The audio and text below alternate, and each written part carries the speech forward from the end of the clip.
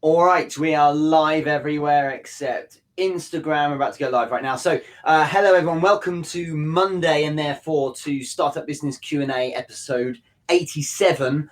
So 87 weeks of this so far. Thanks everyone for sending through inquiries, questions, ideas already. This week is totally free flow. So instead of last week, for instance, we focused all in on LinkedIn. This week will be on pretty much any question you have. So if you're live on YouTube, Facebook, Instagram, on the podcast, if you're listening in, thanks everyone for doing so. And if you have any questions at all about your startup business, do ask them. This has been a great place for doing this over the past year and a half or so. And I'm really excited about getting questions today. Hopefully I won't go for too long because I've got quite a load of meetings coming up.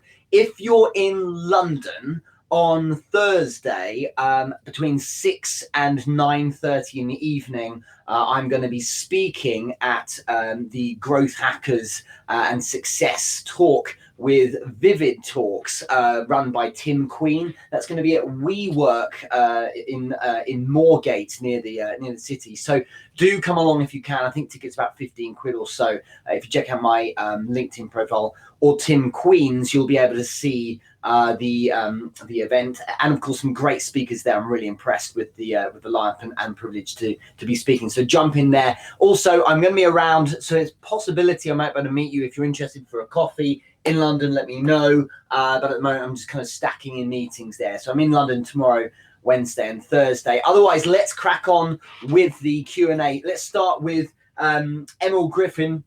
Just because I mentioned LinkedIn from last week, he actually asked, could you give us some LinkedIn prospecting tips? You know what's interesting about LinkedIn is that there seems to be like a public and a private approach. I think that works really well. The public approach, I strongly believe you should focus all in on just great content marketing. So producing wonderful content. Don't go for the pitch so much. It really works well for me. I'm just on my microphone. But I do think if you look at something like the private approach being like the private message, the DMs, that's where the real wins are for me. I've found that you can play, of course, the kind of the short-term game and the long-term game that way. So what I'm saying here is great content going out means you get loads of interested people jumping in and listening to your video or reading your articles. And it's a wonderful way of positioning yourself as, I say, a thought leader or someone strong in your space. Totally the way I would do it.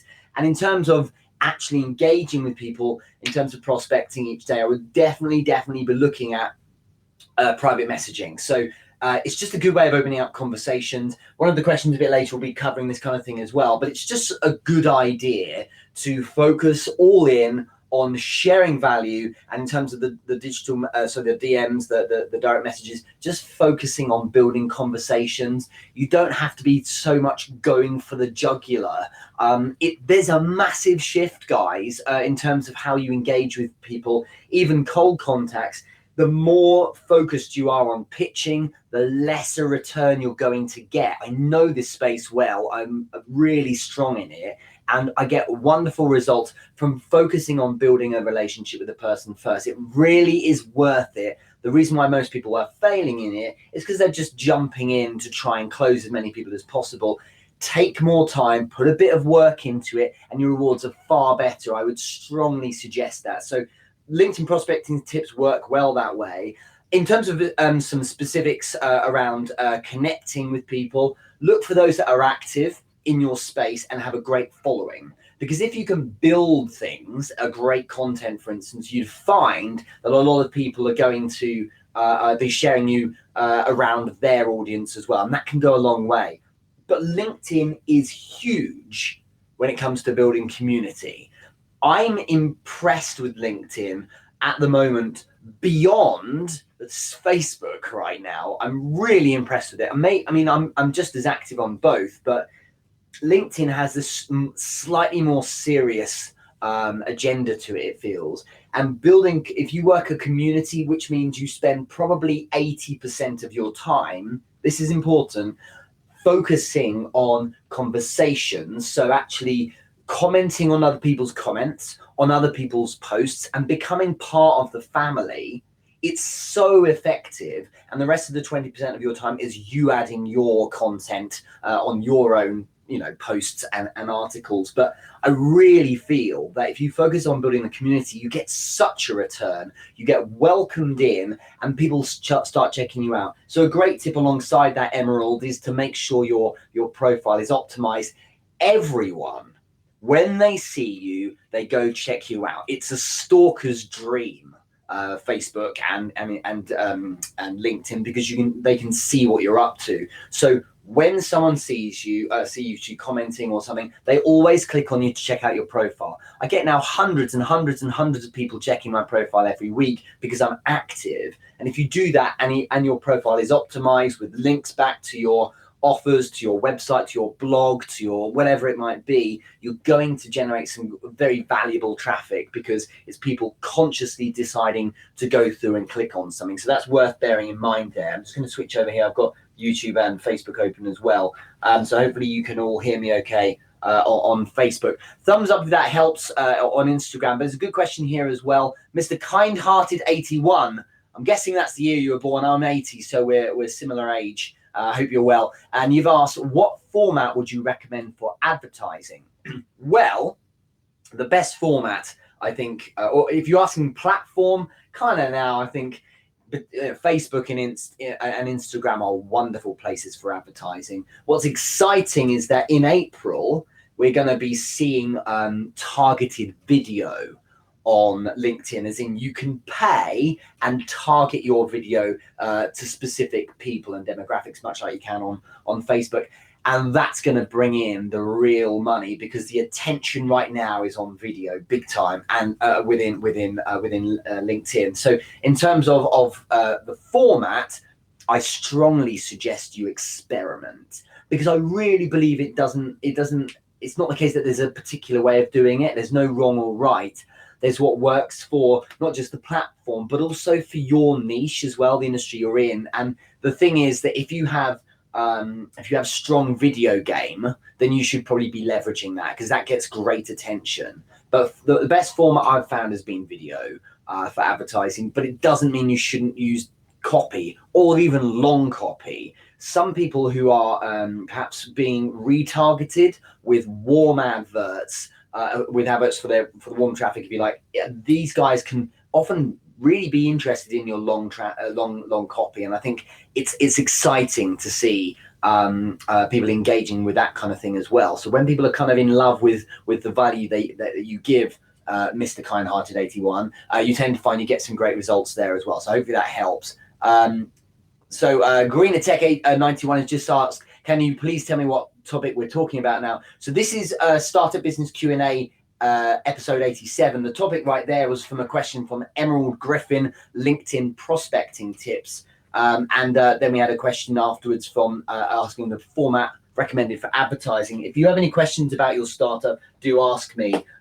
Daniel and Rukan, thanks very much for joining in. Graham as well, and who's the other person there? And Christine. So it's wonderful to see everyone here on all these different platforms. It just goes to show that you shouldn't be neglecting any of them if they're relevant to your space. And all of them are, which is why it's important to make sure you're in all these different places at the same time. Let's jump into the next question. So this one, oh gosh, there's a lot of messages coming through. Thank you to everyone who's written thank you and given me thumbs up. So next question from Adam Mosley. Hi, Richard. How about this? What are the 3 essential tips for closing clients? Well, one of the things I spend most of my time doing is coaching businesses and sales team on how to actually close. And one of the big things to be aware of is that unless there's trust, okay, you're going to fail. So you need to make sure if you're going to expect any kind of sale to come around, you need to have trust involved, okay? On top of that, there has to be a connection as well. So the second thing is about building that connection. And whilst trust is essential to get the close, at the same time, connection is everything. So unless you have that connection, unless they feel comfortable around you, unless they want to speak to you, you're in a lot of trouble. So focus all in at the very start of your engagement with your prospect on actually building the connection. And that doesn't mean trying to just share great value with them on a business level. It means also being decent on a human or social level as well. just be a nice bloke, be casual, be relaxed. If you're over formal, it means it's quite difficult to access you. It feels like you're maybe fronting a bit. If you're being bullshitty, then that's a problem as well. So you just got to think carefully about building the connection. If you can speed date your way to something of a quasi friendship in the first couple of minutes, you're in a very good standpoint for the later close with them. And the other thing as well, Adam, is make sure you ask as well. It's crazy that people don't actually ask. And sometimes nothing beats the candid approach. Something like, what do you think? Would you like to do it? And then go from there. Because if you get objections or some, as a result, then of course you can use that as feedback on where you are. It doesn't mean they're not going to do it. All it means is that they're close, they're spending time with you. They may be quite interested, otherwise they would have told you to go away. But maybe they're not quite there yet. So now we can work on where the problem is. Okay, so think hard about that. It comes down to something really simple as sometimes just asking them. Some people want or even need to be asked because they are fearful or frightened of taking it forward. So you should lead as well. So hopefully that's some good tips for you. Build trust. Don't do anything dodgy. If you're selling something dodgy, get out of the game, because firstly, it just won't get you very far in your life. And secondly, think back from your future self. So imagine yourself in the future. Are you going to be really proud about doing something dodgy? Probably not. So go sell something honest and genuine. It's a far better way of doing things. You feel good about yourself. But also then look at the connection. Build honest, great connection with someone. And look, sometimes that takes time. Sometimes that's over a few minutes, you build a great connection because that person's up for it. Other times it takes months because they're just not in the right space, or their DNA's not like that, and you have to take your time and crack them. However long it takes to close someone is the amount of time it takes to close someone. I'm really good at it, okay, because I've done it for like 16 years, but it doesn't mean that I close everyone straight away. Some people I don't close. Some people take ages. Some people are thousands of pounds in my PayPal account or in my bank account within minutes, just because I've worked it differently. It depends on the person. They take as long as they take to close, Adam. So patience is that final tip, I think, is really important to be aware of. Thanks everyone for joining in here. So any questions on startups for your business, let me know. But let's look at another one here. Kerry Babbage has asked, I've noticed in my adventure that funnily enough, potential deals don't always work out as you would have liked, and hence it's a hard slog to the next ones. What are some ways in maintaining a positive mindset? Man, every week I'm asked a question like this. There's two things I can say. Firstly, no matter how big the deal is, it's a drop in the ocean. It's a tiny thing in the scheme of things. If you sell all your life, which you will probably in various ways, then any one deal doesn't really mean a huge thing unless you've brokered some massive multi-billion-dollar business deal. So I feel even then it's a deal amongst many usually. The first time I did a deal that was around £100,000, I was overjoyed and I thought it was the biggest thing ever. And of course it was at the time for me, but it's just a deal, and then you move on and the commission gets spent and the figures move on to the previous month, and you've got to wipe your whiteboards clean and start again if you're in a sales business. So it kind of doesn't matter if it doesn't turn out, because it's part of the journey. No one in the world is that good that every deal closes. It just doesn't work like that. So you need to recognize that the game is losing as well as winning. That's the game.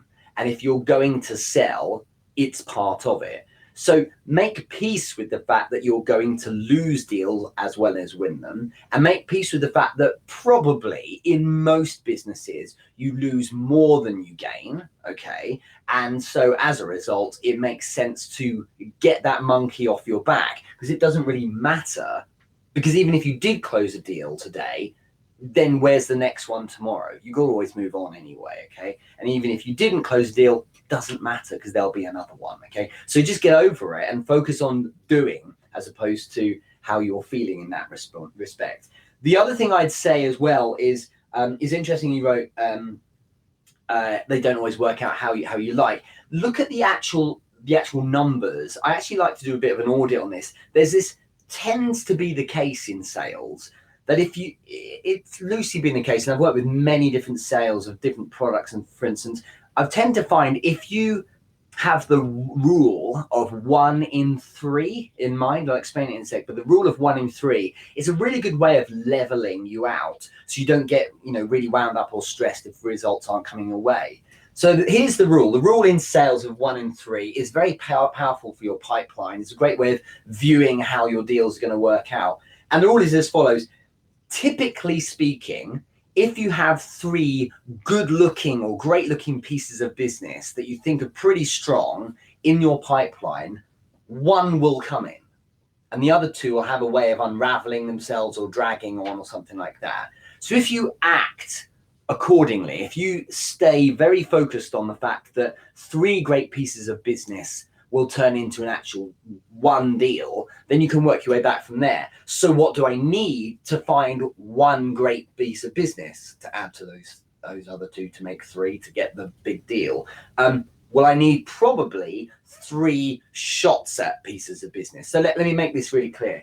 If I meet 3 people for business meetings, this is using the rule of 1 in 3, and I pitch to those 3 people, probably 1 will be a good pitch, okay? Now, if I did that 3 times, I'd have 3 good pitches. And from that, 1 would become a deal. So then I can work back even further. In order to get 3 pitches, so I can make a good one, so it can join the other 2 to make 3, to then get a deal, what do I need to do? How many calls do I need to make? How many doors do I need to knock on? What do I need to do each day to get at least those 3 shots at goal, if you like? And that's a great way of working it out. And of course there are exceptions. It doesn't always work out, but in the main, I've found that that's a really good rule. So that's something to think about. If you can play the numbers for that part, it really does help with the kind of the movable object of the fact you're dealing with human beings for the rest of it. So hopefully that helps, Kerry. That's a really important way of viewing things, I believe. And that's a good way of kind of just being at peace with the fact that, again, things aren't always going to work out, and saying to yourself, well, do I deserve a deal this week? Because actually I haven't had 3 great shots at goal. And so I haven't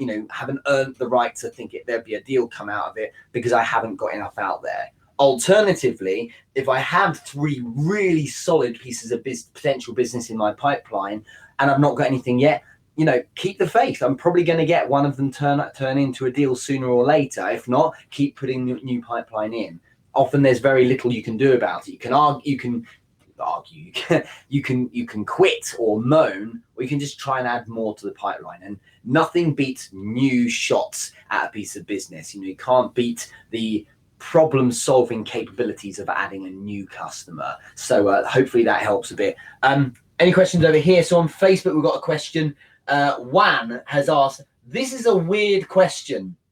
So let's hear it then, Juan. A very wealthy businessman wants to fund a project of mine. Well, sort of. He wants to do something with me. He pays for the expenses and I'll do the work and use my skills for it. The thing is, someone's writing as well. He wants me, where is it? There's so many messages, I've got to scroll up. He wants me to propose something to him, like a partnership proposal. I don't know how to handle this. Really good question, Juan. And this stuff comes up if people think you're a good guy. DM me later and we can speak about this. But one thing I've found is that, when it comes down to things like this, go find a precedent online. The first time I ever did a deal like this, where I went, we had an equity partnership, a guy, kind of a business owner and myself. I didn't know how to do it. I didn't know what legal things to cover. So I went online and I grabbed one from there. First time I did consulting, I didn't have a contract. I went online and grabbed one from there and then just edit it and just kind of look through it and go, is this what I kind of want to have covered? What things do I not want to get screwed on, But it also would be worth speaking to a lawyer just to make sure you're covered there. I think that if you're happy with what's being proposed here, you need to say, give me a moment because I need to speak to my lawyer so I can get myself an agreement in place and then go from there. My strong advice as well, this may or may not be the case for you, Juan, if you are working with a close friend, it doesn't mean you don't have a contract. You still should have a contract in place. It's so important because stuff goes wrong and then you've got the awkwardness of friendship muddying waters when it should be cut and dry solution to problems. So make sure you're careful about that. It's essential to make sure you're covering your back. So well, I hope that helps, and I can jump on a chat with you a bit later about that. Christine has said, when you know you've had a good pitch, how many follow-ups should you make until you just give it up? Great question, Christine. Great question. If there have been loads of follow-ups and you still haven't got a deal, that's feedback. Either you screwed it up, you're not interesting, you're boring, the proposition's not right, or it's not the right time yet. It's nothing else to it other than that. It's never the money, because if something was so important someone had to do it, they'd find the money. It's always down to value, okay? Or really can be down to timing, but timing is often based on value. If someone thinks you're amazing and your proposition is essential and they have to work on it, as in it's a hell yes, then they'll jump on it and they'll be all over you. So take it as feedback. Do you know what? It's probably not interesting enough. And go ask them, look, John, I've followed up with you twice now. The last thing I want to do is keep doing that if this isn't going anywhere. Let's say we called it a day. What would be the thing you'd need to see or hear for you to say, actually, Richard, no, I want to go ahead with it? You need to ask questions like that sometimes. There's no rule. I mean, for some people, they say things like, well, if every sale should be between 7 and 11 follow-ups in order to get a deal. It doesn't really work like that. Hello, everyone jumping in on Instagram, by the way. Great to see you here. It doesn't work like that. It's important to understand that every sale and every person you're selling to is different. Some people love it and they jump in straight away and they buy your product and it's minutes. Other people need warming up and that's just their DNA. They may have been burnt in the past and they're being cautious, or it might just be that they're not digging you yet, or they want to just get a bit more of a sense of trust. Or connection, and you're hiding behind, a blanked out screen when you do a voice call. But if you jumped on a Skype, you could build a connection. Maybe you need to go for a coffee. It could be so many different things. There's no rule here because it's people that you're dealing with. That's what you've got to understand. So, going back to this question here, when you've had a good pitch, how many follow-ups should you make? Well, what you should be doing on the pitch is nailing that down at the end of the pitch. What needs to happen for this to be a deal if it's not going to be now? Well, I need to follow up with my guy and we'll speak to him tomorrow and he feels he's going to like this kind of thing. Great. So if I follow up with you tomorrow, do you think you'll be in a position for a decision? Yeah, I do. Okay, so then it's probably going to be one follow-up call. Or no, I don't. Then I need to take it to the board. Okay, well, I come into the boardroom, we set up all this other stuff. Then you can work it all out. To leave your pitch not knowing A, the next step, and B, what needs to happen to get ultimately to a deal, even if it's 20 steps, is criminal, because you should have control over what's going on. Even if you don't have control, you at least have control over knowing what things are coming up, so you can plan for that and you can manage your expectations. That's how you level your mind and keep the stress out when it comes to selling and dealing with your pipeline, because you understand what's coming up. You understand it's not going to be a piece of business because you've asked the questions and the guy said to you, no, it's going to be 2 months. There's not a chance because we're going through this acquisition. We can't possibly work with you yet. So you get a sense of it. And now suddenly you're not going to be wondering every 5 minutes what's going on. Go ask. And if you haven't asked or you don't know, call them up and say, I hope you don't mind me just calling. It was great speaking the other day. I just want to manage my expectations. It feels like probably there's going to be a bit more time before we get anywhere in terms of a deal. What actual processes do we need to go through? And then take it from there. Have the conversation. Sometimes you don't want to hear the answer because it might be a no, or it might be that it's a long time and you need your cash now. But it is important to get the truth. And so go seek the truth and find out the information to the questions you need to ask. Okay, that's the way to do it. Another question here, and Kenneth saying, great question to you from you, Wan, I agree. Kenneth, you've asked me, Richard, what's your view on getting half the payment upfront versus full payment when starting out? Some advocate that half upfront creates truth between new customers and you may have actually meant trust. I think everyone's different. This is kind of my disclaimer today, isn't it, for every question? Look, everyone's different. And what I would do is default to pay me all my money up front, and then, Kenneth, go from there. So what I'm saying here is, if you're in a place where you're selling a product and you're pitching someone, then why wouldn't they pay for it now if your product's so great? If there's a cash flow issue, or if someone doesn't quite have the budget, the hilarious thing is that weak salespeople will say, well, why don't you just pay half or like pay with a discount? Why don't you just split the money like you've suggested here, Kenneth? Because it might just be cash flow. I've done this so many times in the past. I remember when I would charge like £1,000 or something for a month, and I'd say, right, can you afford that? And they'd say, yeah, that's fine, but it's a little bit much for me now. I was like, fine, we'll pay me the 800 that you've got now and then 200 next month. I'm like, yeah, that's fine, because then I've been paid. And, something like that is very straightforward. I think often if you help people pay, it makes life very simple. However, if you're in a place where no one is buying from you and you need to build some credibility, maybe with yourself, maybe you want to build up some confidence, then what you often may need to do is work for free for the month and then say, pay me on a no results, no fee basis. If you're really good, what are you worried about? And I really respect that kind of thing. I've done this before as well. I've said to people, I will pay you. I think I ran a sales team a couple of years ago doing this, and I said, I will pay you double the industry average of commission. So I was offering around 30% commission at the time for the product we were selling, and I said, if you're any good, you can have that money. And so it was for them to lose, and that if they're all so great, I was like, just I'll pay you a huge amount of money, but only if you can deliver. And sometimes it's worth flipping it on its head and saying, do you know what? It's fair that they pay me if I deliver. Maybe I've got no testimonials, no clients, no experience. You might want to just say, hey, maybe I'm a social media consultant now. I'm starting my own business or an agency or something like that. Hi, I haven't got any clients. I'd like to build a list of testimonials, and I'd love to have the opportunity to prove to you what I know I'm good at doing. Let me offer that I work with you for 2 weeks completely free. And if I haven't achieved A, B, and C, then I won't do anything else, but I also won't charge you a penny. So it's win-win for them. And then after a while, if they believe that you're so great and they can't live without you, then of course they're gonna happily pay because you've earned it, right? But if you're no good, well, then why do you deserve any money? But the point is, this is a great way of building it. And after, say, 8 or 9 of those, you might feel really more confident. So now you charge up front.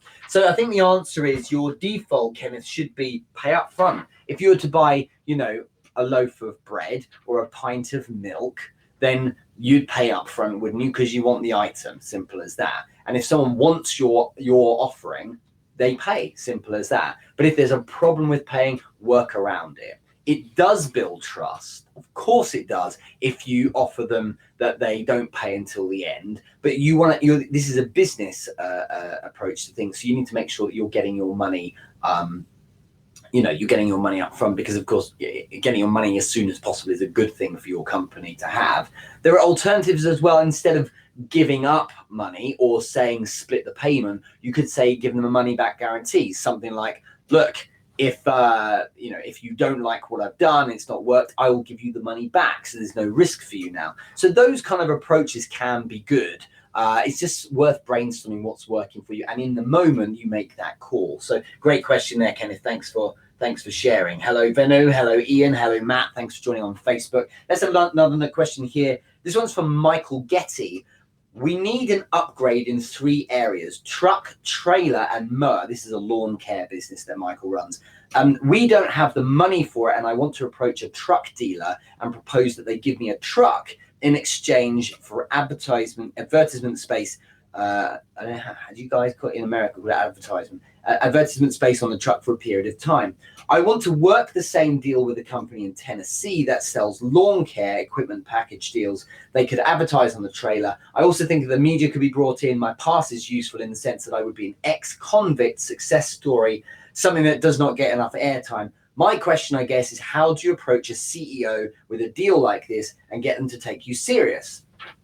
mean, in principle, it's a good idea, Michael. What you're saying is, look, if you're a truck dealer and I need a truck, and I'm going to be driving around all the time, why don't I drive around advertising on your truck for you?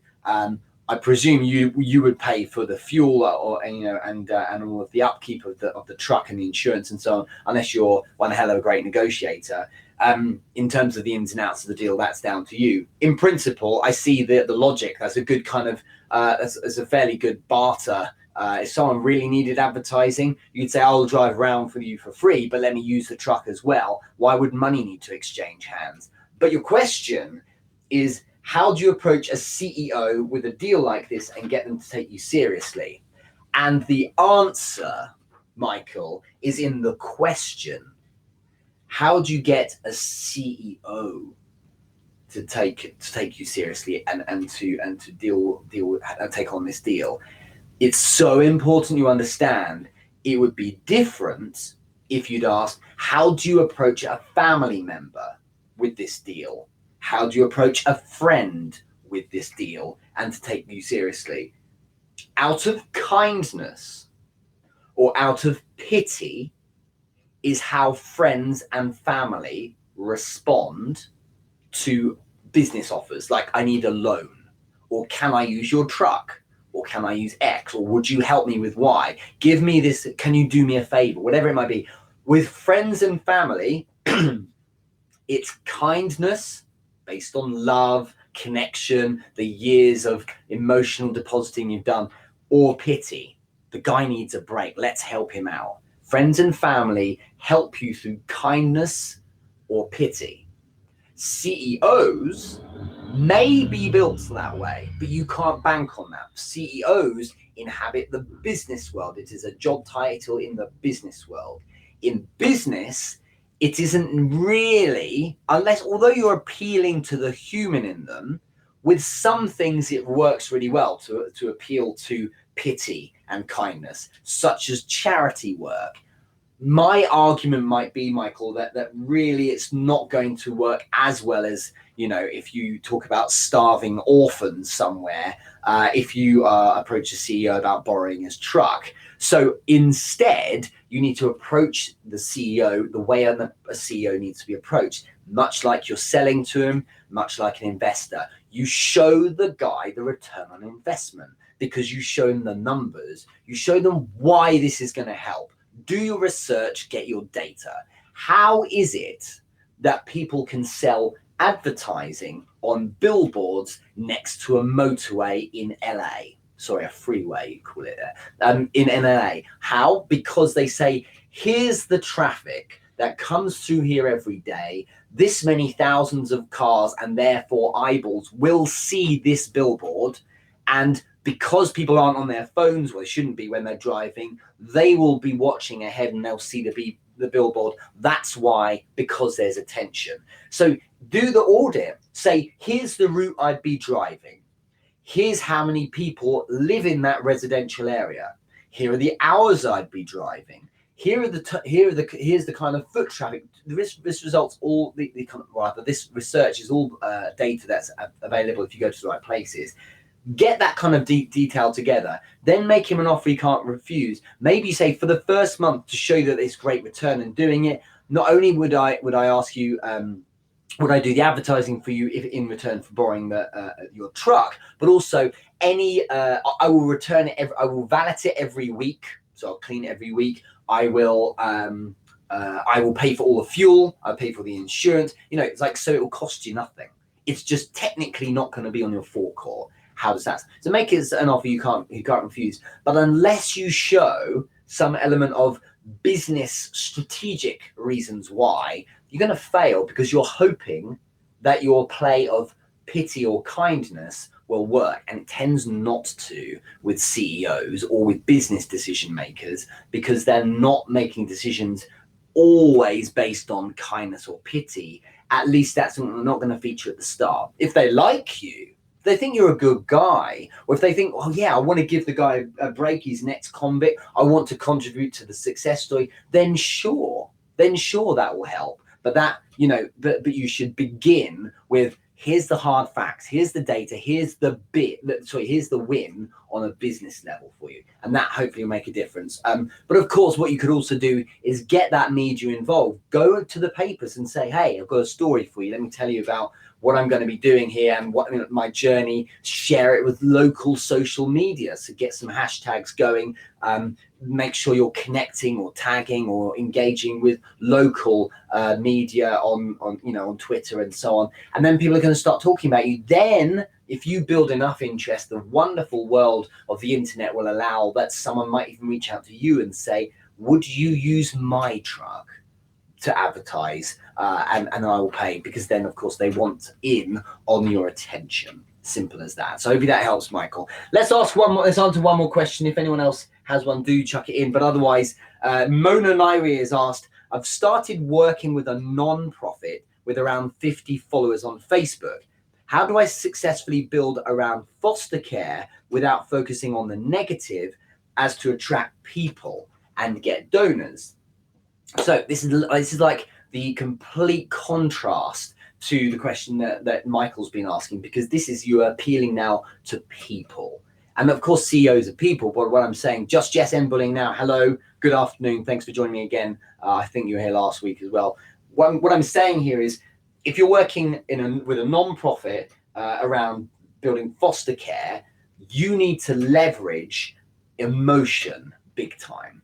Now, it sounds really mercenary, but what I mean by that is you need to understand that people go to get a puppy out of a dog pound, like a stray or one that was abused or something. People pick up those dogs to look after them because of kindness or pity, or because there's an emotional connection. That's why the adverts on television, of course, of the dog looking all forlorn and sad. So if they're appealing to the sense of pity. An alternative is you appeal to the sense of how they're going to feel if they have an involvement with foster care. And I think that's about showing people happy and smiling. It's all an emotional plane, Mona. So successfully building a positive focus around foster care is to focus on all the good things. What are the good things about foster care? Now, there's two ways of looking at this. One is the good things for the person who is coming into care, so the child perhaps, or the teenager who's going to be looked after, but also, and sadly, but it's because we're human, the more powerful play is how it affects the person who is doing the fostering. So what I'm saying here is you can focus on the positive feelings that person will feel by being involved and donating to foster care. And it's not entirely the same, but it's very similar parallel. When I marketed on Facebook many years ago a yoga school, there was no adverts that had people doing loads of yoga poses. It's the same when I was advertising my Taekwondo school. There wasn't a single image of anyone doing a kick. Every single image I put on the advert was people laughing. At the end of the lesson, they're sweaty, they're hot, arms around each other. And the image is this story of emotion. We've had a massive workout, we're all smiling, we've had a great time, we're all happy. And the power of that was unbelievable. I remember for the yoga school, we had 12 places. I signed up over 60 people in a month. It was ridiculous. So I had to put out we had to get deposits from them. And I was just like, this is ridiculous, gone crazy. It's because the imagery was around people getting an emotional benefit, not flexibility. You don't do yoga just for the flexibility. You do it really for the sense of well-being and feeling great. And it was the same for that Taekwondo school. When I was advertising the children's Taekwondo school, the parents don't care it's Taekwondo unless they did Taekwondo themselves. They care that their child's getting discipline. They care that their child's getting education. They care that their child is getting socializing. And of course, a healthy fitness regime as well. It could be karate, it could be judo. They don't care. They want their child to be looked after, happy, and to thrive. And so the focus is on children having fun. I remember now one of the adverts I did was for what's called the Lil Warriors. So these are the 3 to 6 year olds I was teaching, and I'd have, I think it was an image of a load of children sitting with me, so sitting cross-legged, and they're all sitting together, and one of them had their hand up, and the image, what it said was, you know, look at the friendly discipline, the sense that these children they're sitting together, all really well-behaved children, but, you know, one had their hand up, he was answering a question, so there's teaching as well, and, you know, they lapped it up. Oh, wow, 3-year-olds learning Korean. It was fascinating for them. So, you know, it was far more than showing them how to smash through boards and break things. That's obvious. If you want to do martial arts, of course you do that, but it was about the emotional wins. And massive, massive answer for you, Mona, because that's a really important question. You build the positivity around foster care by focusing on the emotional wins for that person. It may well be that your emotional wins are sadness, okay, at what will happen if they don't step in and donate or help. Not everyone can or in the position or is in the position to do foster care, but what they can probably do is donate. So those people, maybe you want to leverage kindness and pity or happiness based on what they might be able to bring to that child. So that's the thing to focus on. Yeah, there's negative connotations, but why would you need to go there? You focus on how you can help them through emotional wins. I really hope that helps. Thank you so much for everyone who asked questions. For Emerald, Kerry, Adam, Michael, Mona as well. All of those people who said, put those questions on the on Instagram and on Facebook as well. It's been a real pleasure. Have a wonderful day, everyone. Thanks so much for tuning in as always. And I'll see you all very soon. Have a great Monday. Take care of yourself. Thanks very much to Instagram there. I'm just saying yes and share and like to everything. Thanks everyone on YouTube. Thanks very much for joining in. I was using